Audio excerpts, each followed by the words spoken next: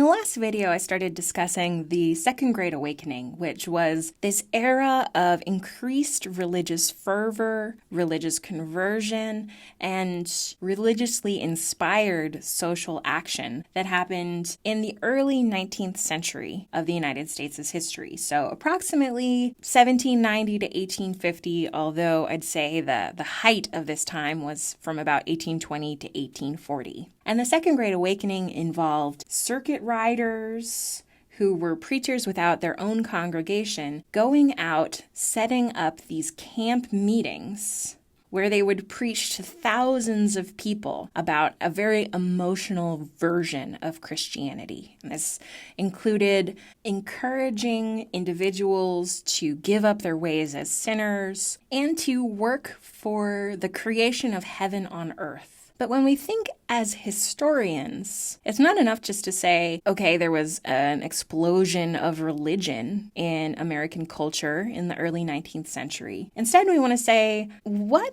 conditions in American life led to this explosion? Why did this major cultural change happen? So let's explore some of what was going on in the early 19th century that led people to reinterpret religion. As I described in the last video, the Second Great Awakening is part of this larger web of cultural, social, and political movements and economic movements that are going on in this time period. Historians have spent a lot of time trying to figure out what was going on in American life that led to this sudden reemergence of religious devotion. So let's explore more on this side of our web. And I have two maps for us to explore here. One is a map of the Erie Canal.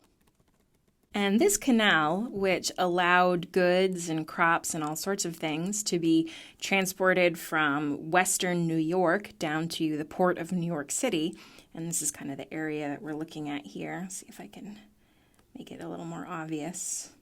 So this is a blow-up of that little region right there.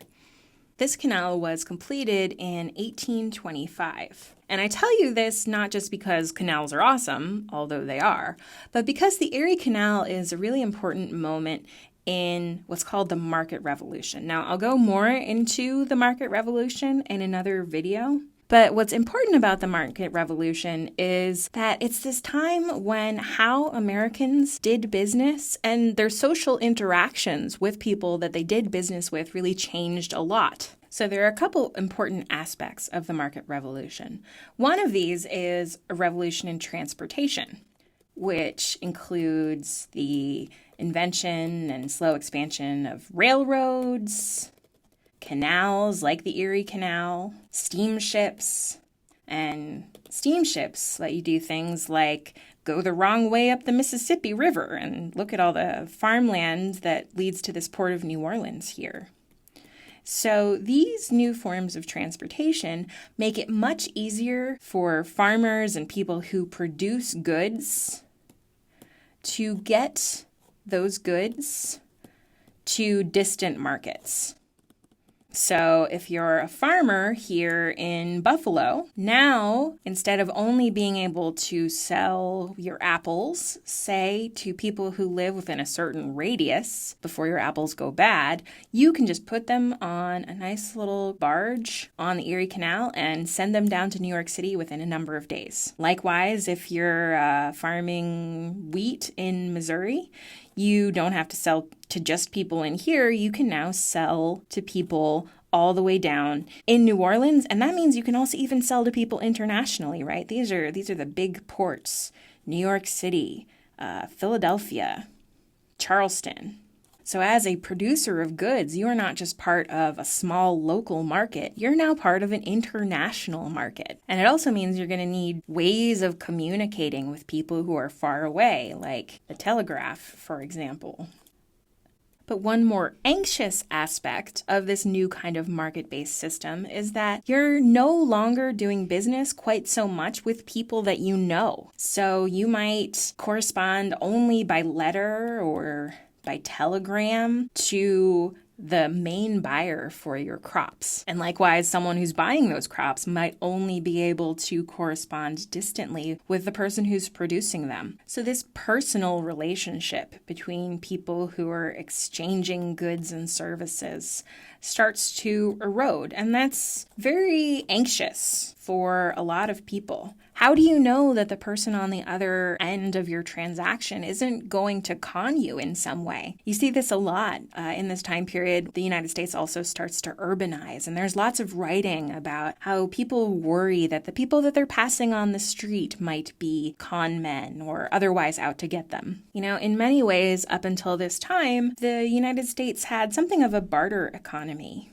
If you look at people's personal ledgers, everybody kept a very detailed log of what they had given to whom and who they owed what. In an average day, somebody might give you a carton of eggs on credit, and you might build a log cabin for somebody on credit because there was this mutual community system of giving and owing that everyone had a notion could be enforced, at least through social mores. Now, as people begin dealing distantly, those social mores don't exist, and it makes people really nervous. The other aspect of this market revolution that I think is pretty important is in this time period, more and more people start working for wages, as opposed to being subsistence farmers. So, in the early colonial period, most people worked as kind of a family unit. Various tasks might be assigned to various family members, but one way or another, everybody worked in the home. Now, as factories start to spring up as part of the market revolution, people are going to work for wages, and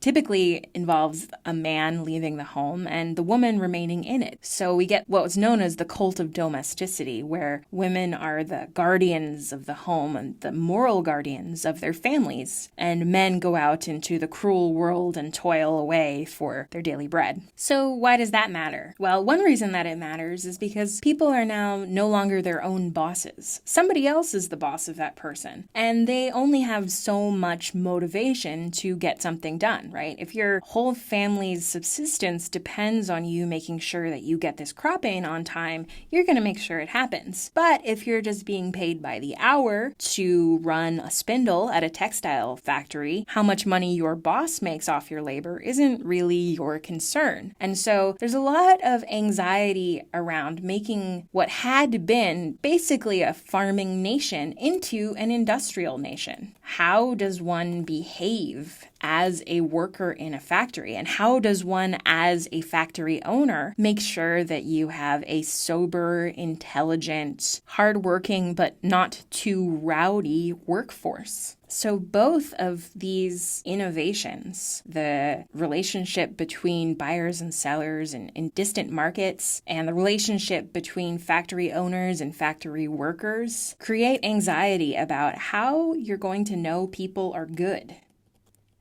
How you're going to know that people are holding up their end in society. And one way to promote that is through religion, which tells you not to be a sinner, which tells you to do a good job, which tells you to be a productive member of society and work for the common good and promote your moral compass. Now, that's just one explanation for why the Second Great Awakening took off in this time period. And you can tell it's kind of a grim one, right, in terms of promoting religion basically to keep people in line. But that's not the only possible explanation for why the Second Great Awakening may have happened. There are also a bunch of social changes in this time period that could be serious contributors to this explosion of religion. Now, one of these was just westward expansion in general. So as the United States moved west, the rate of Western expansion really actually increased in this time period. So about 1790, the center of American population was about here, right? So just think about both north and south, east and west, where people lived. If you kind of totaled them all up and put a dot right in the middle of where everybody lived, it would just be right here, kind of on the eastern seaboard, as everyone's pretty close to the coast. By 1840, the center of population was way over here. So just think, if this is all the people who had to live there to be on either side of that line, think of how many people have to be on either side of this line for the population to have its center right there. So people have really spread out in this time period, where before there was kind of this East Coast elite where all the money was. Now the market revolution has meant that people who live along these byways, live along rivers and canals and railroads, those towns are going to start having people in them with some money. And so the middle class expands, and the amount of people who have the vote expands. So it's really a time of expanding democracy in general, both in terms of wealth and in terms of political power. And so you can see why a religion like that promoted in the Second Great Awakening, the Baptists, the Methodists, that said anyone can have a relationship with God, would become more popular as more and more people started to kind of take their own fates in their own hands, right? This is the time of the rugged individual. Very popular idea that one, pulled oneself up by the bootstraps, and that's the pioneering spirit. So very characteristic American values that went into making a type of religion with more individuality, with more possibilities for more people, much more popular in this time period. And there's one case of this that I think is really interesting, and it's in Western New York. So in Western New York, there's the town of Rochester. And Rochester is really like a boom town.